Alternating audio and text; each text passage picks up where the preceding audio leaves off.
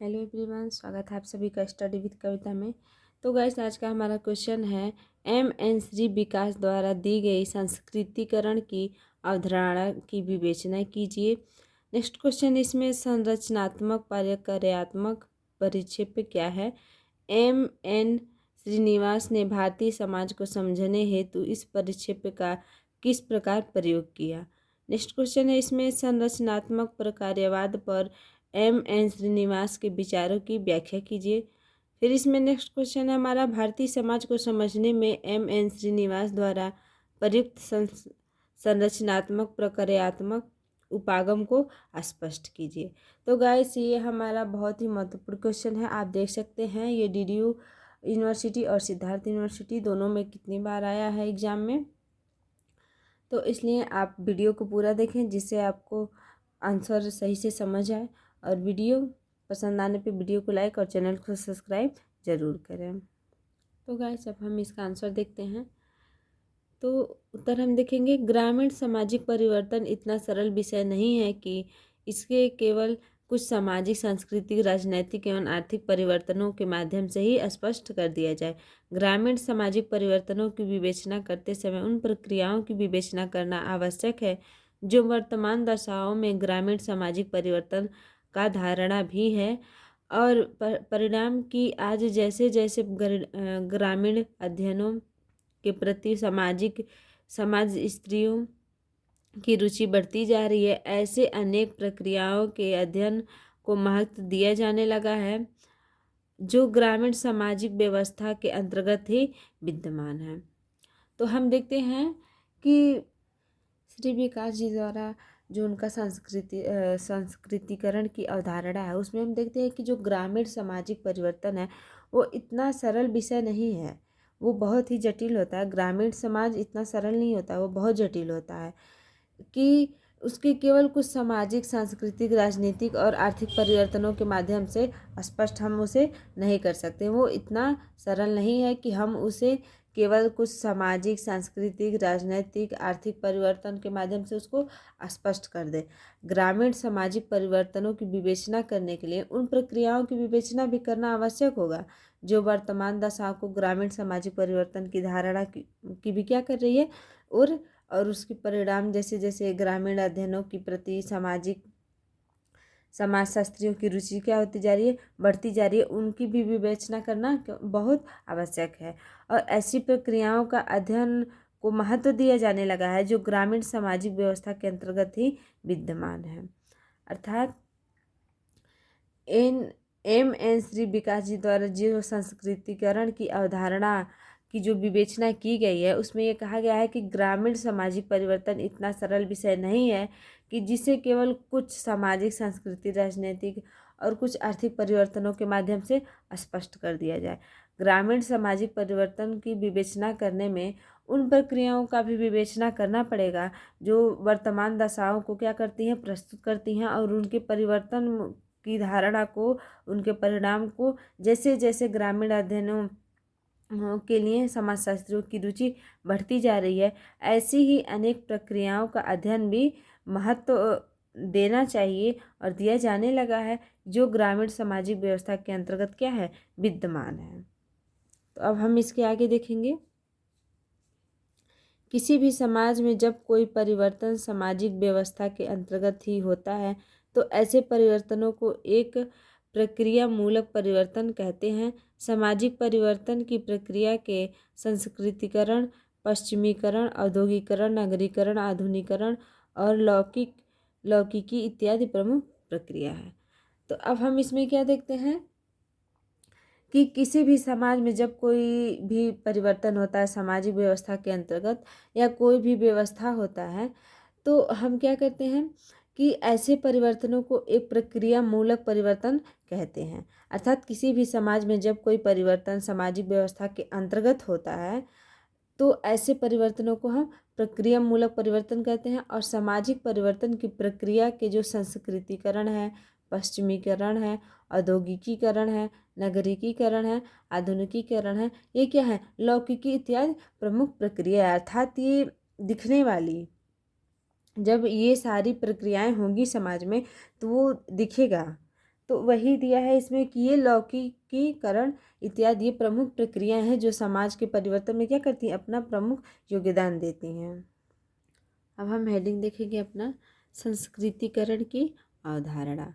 इसमें देखते हैं संस्कृतिकरण की प्रक्रिया भारत के लिए नवीन नहीं है।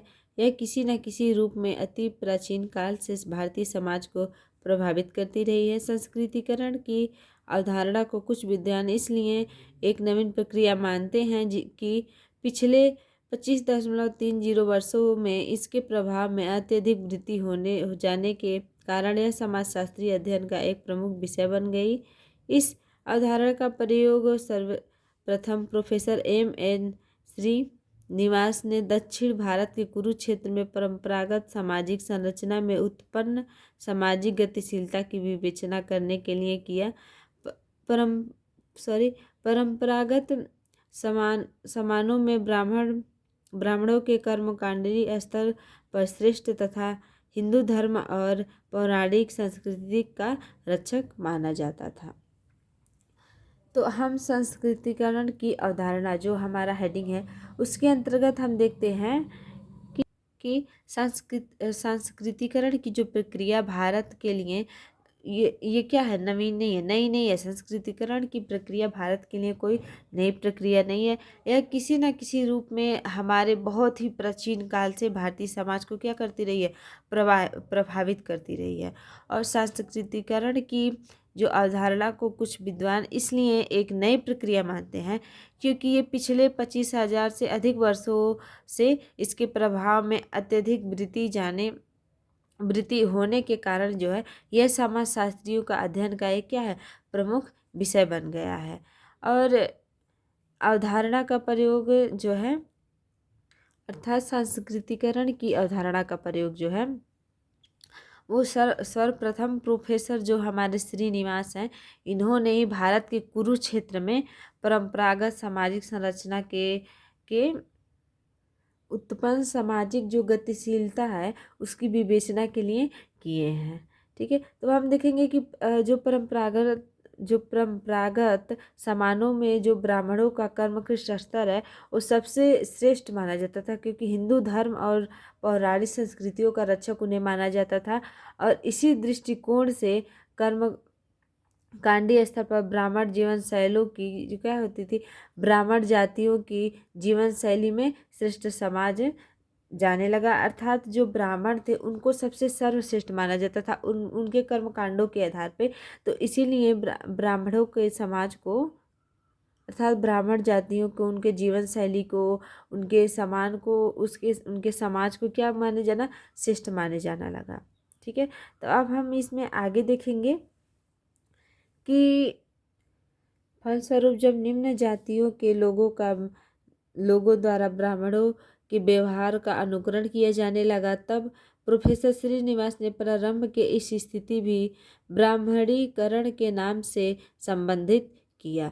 मैसूर में बुर्ज लोगों का अध्ययन करते समय कि श्रीनिवास ने पाया कि निम्न जाति के लोग ब्राह्मणों की जीवन शैली का अनुकरण करने के लिए शराब, मांस, विधवा पुनर्विवाह, विच्छेद तथा पशु बलि का विरोध इसलिए करने लगे थे जिससे वे अपनी जाति स्थिति के सुधार करके समुदाय में अधिक प्रतिष्ठा प्राप्त कर सके।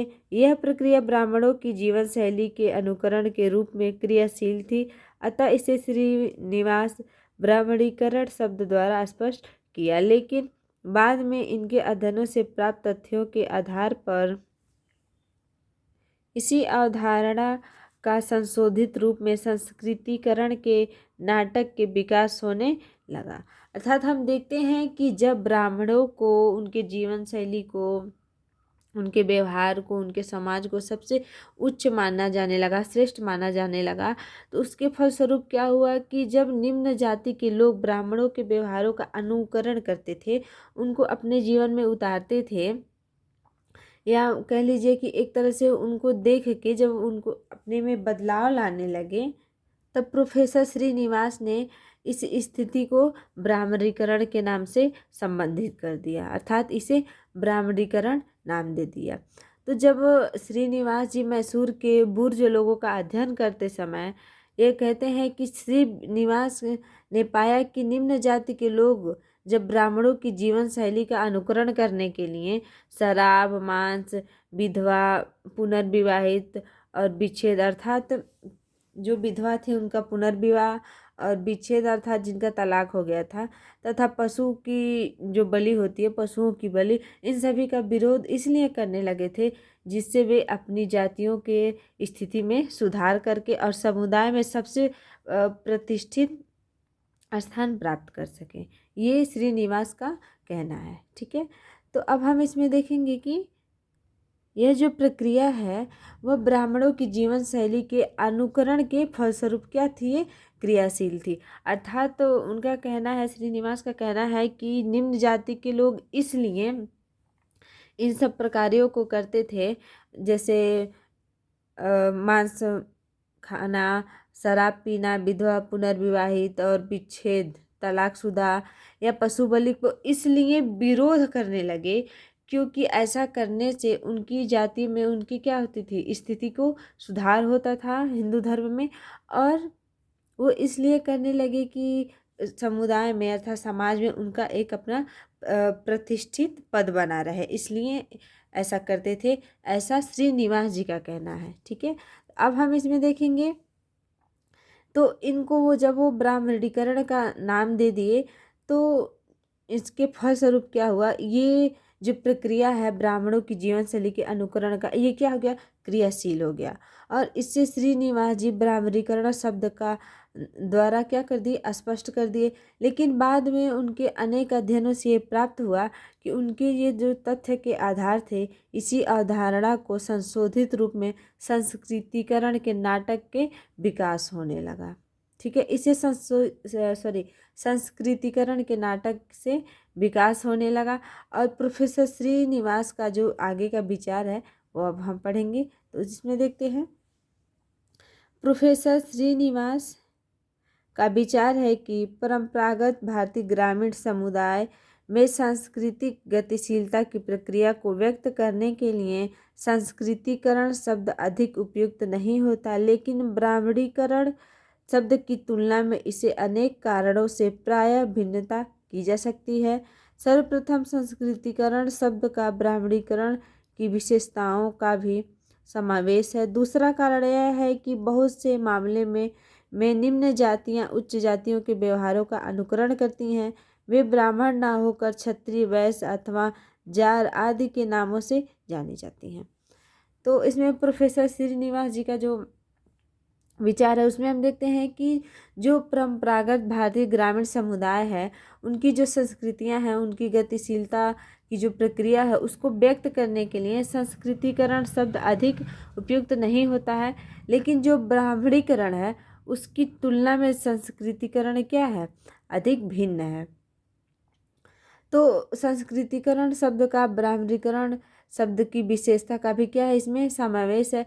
और दूसरा कारण इसमें ये है, पहला कारण तो ये है कि जो संस्कृतिकरण शब्द है वो अधिक उपयुक्त नहीं है, लेकिन ब्राह्मणीकरण की तुलना में इसे क्या, इनके कारणों में क्या होती है, अधिक भिन्नता पाई जाती है। और सर्वप्रथम संस्कृतिकरण शब्द ब्राह्मणीकरण शब्द की विशेषताओं का भी समावेश है, ये क्या है, पहला कारण है। लेकिन दूसरा कारण क्या है कि बहुत से मामलों में जो निम्न जातियां हैं वो उच्च जातियों के व्यवहारों का क्या करती हैं, अनुसरण करती हैं, उनको अपने जीवन में क्या करती हैं, उतारती हैं। और वे ब्राह्मण ना हो करके, चाहे क्षत्रिय हो, वैश्य हो अथवा जार हो आदि, इन नामों से क्या होती हैं, जानी जाती हैं। तो गाइस आगे हम इसमें देखते हैं, संस्कृतिकरण को परिभाषित करते हुए प्रोफेसर श्रीनिवास ने लिखा है कि संस्कृतिकरण वह प्रक्रिया है जिसके द्वारा कोई निम्न हिंदू जाति अथवा कोई जनजाति अथवा अन्य समूह किसी उच्च और प्रायः द्विज जाति की दिशा में अपने रीति रिवाज, कर्मकांडों, विचारधारा और जीवन पद्धति को बदलने लगती है। तो इसमें हम देखते हैं कि संस्कृतिकरण को परिभाषित करते हुए प्रोफेसर श्रीनिवास लिखते हैं कि संस्कृतिकरण वह प्रक्रिया है जिसके अंतर्गत जो है किसी भी मतलब जाति हो, कोई भी जाति हो, हिंदू जाति हो अथवा कोई अन्य जनजाति हो, अन्य समूह की उच्च हो या है प्रायः द्विज समाज जाति हो, ये क्या करती है, अपने रीति रिवाज, उनके कर्मकांड, उनके विचारधारा और जीवन पद्धति को बदलने लगती है। ठीक है, तो इसे ही क्या कहते हैं हम, संस्कृतिकरण कहते हैं। फिर हम देखेंगे साधारणतया इस प्रकार से के व्यवहार प्रतिमानों में परिवर्तन करने के पश्चात एक निम्न जाति संपूर्ण जाति संस्तरण के पहले की अपेक्षा उच्च स्थान का दावा करने लगती है। भली भांति निम्न जातियों द्वारा उच्च जाति के व्यवहार प्रतिमानों का अनुकरण करते रहने से एक या दो पीढ़ी के बाद समाज में उनकी स्थिति वास्तव में कुछ उच्च हो जाती है। अनेक अध्ययनों से ऐसे उदाहरण मिलते हैं कि उच्च जातियों का अनुकरण करके अनेक व्यवहार प्रतिमानों में परिवर्तन करने के पश्चात भी कुछ जातियों की सामाजिक स्थिति पहले के समान ही बनी रहती है, क्योंकि उनके परिवर्तित व्यवहार की सामाजिक मान्यता नहीं मिलती है। तो इसमें ये बताया गया है कि साधारणतः इस प्रकार के व्यवहार जो होते हैं, अर्थात उच्च जातियों को देख के अपने आप को बदलने की, तो इस प्रकार के जो व्यवहार होते हैं उनके परिवर्तन के पश्चात जो निम्न जातियाँ होती हैं वो संपूर्ण जाति संस्तरण के पहले की अपेक्षा क्या हो जाती है, उच्च स्थान प्राप्त करने का दावा करती है। अर्थात पहले अगर निम्न जाति है तो उच्च जातियों का अगर कॉपी कर रहे हैं, उनके व्यवहार को, उनके रहन सहन को, उनके खान पान को, तो वो क्या करती हैं, अपने आप को उच्च जाति होने का क्या करने लगती हैं, दावा करने लगती हैं। और या उसको क्या करते हैं, उनके व्यवहार को अपने आप में अनुकरण करते करते एक दो पीढ़ी बाद क्या करते हैं, उनकी स्थिति को प्राप्त कर लेते हैं और वो क्या हो जाती हैं, उच्च जातियाँ हो जाती हैं। लेकिन कई बार अध्ययनों से ऐसा पता चला है कि कभी कभार जो है जातियों का अनुकरण करने के बाद भी उनके व्यवहारों में वो परिवर्तन नहीं हो पाता है जो वो उच्च जातियों से सीखते हैं। तो ऐसी परिस्थिति में इंसान कितना हो मतलब बड़ा हो जाता है, वो क्या है, पहले के समान ही उसकी स्थिति बनी रहती है और उसके जो परिवर्तित व्यवहार हैं वो सामाजिक मान्यता उसको नहीं मिलती है।